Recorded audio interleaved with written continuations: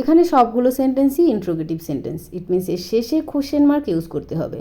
তবে interrogative sentence ছাড়াও কিছু কিছু সময় সেন্টেন্সের মধ্যে হোয়াট ইউজ করা যায়। আসসালামু আলাইকুম, ওয়েলকাম ব্যাক। হোয়াটের বাংলা মিনিং কী?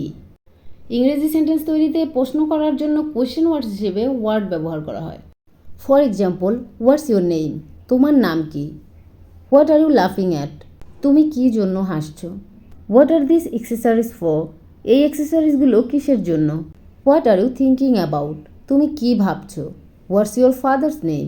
তোমার বাবার নাম কি? What are you worrying about? তুমি কিসের জন্য উদ্বিগ্ন? What have you bought this for?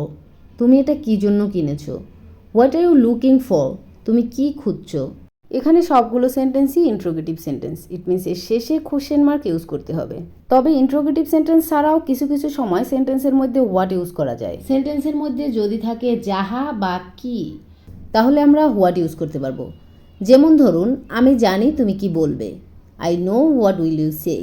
যা সত্য তা তুমি বলো। Please tell what the truth is. আমি জানি তুমি কি চাও। I know what do you want.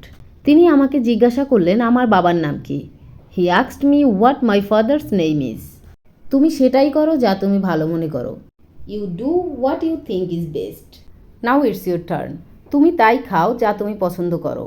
এই বাক্যটির ইংরেজি কী হবে? Let me no in the comment section below. Thanks for watching this video. Don't forget to like, subscribe and share.